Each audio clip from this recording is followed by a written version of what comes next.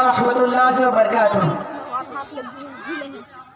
الحمد للہ نحمده ونستعینه ونستغفره ونؤمن به ونتوکل علیہ ونعوذ باللہ من شرور انفسنا ومن سیئات اعمالنا.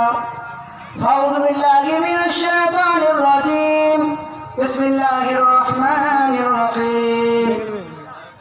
قل هو اللہ احد اللہ الصمد لم یلد ولم یولد ولم یکن له کفوا احد. محترم سامعین کرام، آج کی اس کانفرنس میں میرا تقریر کا موضوع ہے نماز کی فضیلت و اہمیت. محترم حضرات، اسلامی عبادات کے اندر نماز کو بہت اہمیت دی گئی ہے. نماز پڑھنے والوں کے لیے بڑے بڑے ثواب قرآن و حدیث کے اندر آئے ہیں. لیکن جو لوگ نماز نہیں پڑھتے، نماز کی طرف دھیان نہیں دیتے، نماز کی پابندی نہیں کرتے اور بغیر کسی معقول و اثر کے نماز جیسی اہم عبادت کو ترک کر دیتے ہیں، ان کے حق میں بڑی وعید آئی. اللہ کے رسول نے فرمایا کہ جیسے ہی تم اذان کی آواز سنو تو اپنے کام کاج کو چھوڑ دو، نرم بستروں کو چھوڑ دو اور نماز کے لیے تیار ہو جاؤ. لیکن آج کل الٹا ہوتا ہے. اذان کی آواز سنتے ہی آدمی سست پڑ جاتا ہے، نماز سے بھاگنے لگتا ہے. بڑے افسوس کی بات ہے مسلمانوں کہ آج جس طرح دیگر عبادتوں سے روگردانی عام ہوتی جا رہی ہے، اسی طریقے سے نماز میں بھی لوگوں کی رغبت ختم ہوتی جا رہی ہے.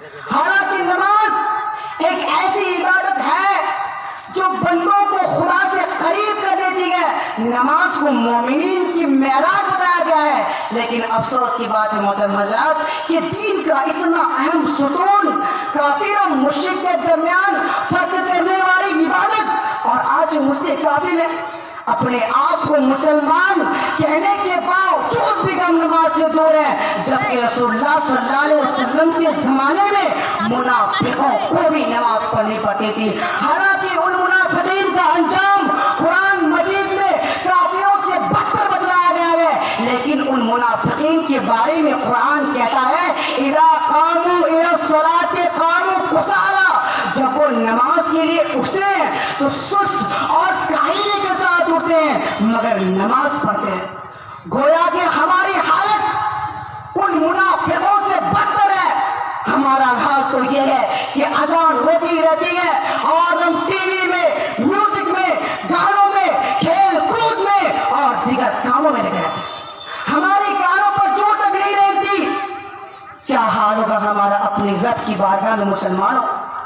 قرآن مجید میں ایک جگہ اللہ تعالیٰ نے ارشاد فرمایا ہے کہ جب جہنمیوں سے پوچھا جائے گا ما سلککم فی سقر، تمہیں کس جرم کی وجہ سے جہنم کی سزا ملی، تو وہ اپنا پہلا جرم یہی بتلائیں گے کہ لم نکن من المصلین، ہم نماز نہیں پڑھتے.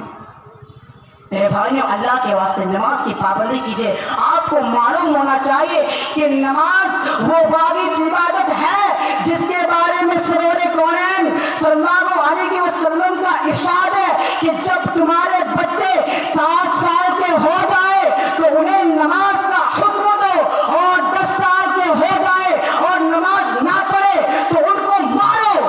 لیکن آج کل تو ماں باپ ہی بیچارے بے نمازی ہیں، تو اپنے بچوں کو کہاں سے نماز کی ترغیب دیں؟ آج آپ کے گھر میں آپ کی بیوی بے نمازی، آپ کے بیٹے بے نمازی، آپ کے گھر والے بے نمازی، لیکن بتائیے کیا نماز چھوڑنے پر آپ نے کوئی ایکشن لیا؟ نہیں اور ہرگز نہیں. اور لیں گے بھی کیسے؟ ماں باپ کو بیچارے خود بے نمازی ہیں تو اپنے بچوں کو کہاں سے نماز کی ترغیب دیں گے؟ بڑے افسوس کی بات ہے مسلمانوں. یہاں اللہ کے رسول 10 سال کے بچے کو نماز چھوڑنے پر مارنے کا حکم دے رہے ہیں، حالانکہ कि वो अभी नाबालिग है, किसी चीज का शरीयत में मुकल्लिफ नहीं है, तो इससे अंदाजा लगा सकते हैं कि कल क़यामत के दिन हमारा क्या हाल होने वाला है।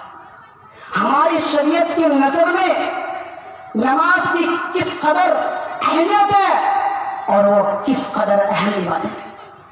मोहतरम हज़रात, मैं यही से अपनी तकरीर ख़त्म करता हूँ। अल्लाह ताला से दुआ है कि वो हमें 5 वक्त की नमाज पढ़ने की तौफीक दे। आमीन व आखिर दवाना अल्हम्दुलिल्लाहि रब्बिल आलमीन। अस्सलामु अलैकुम व रहमतुल्लाहि व बरकातुहू।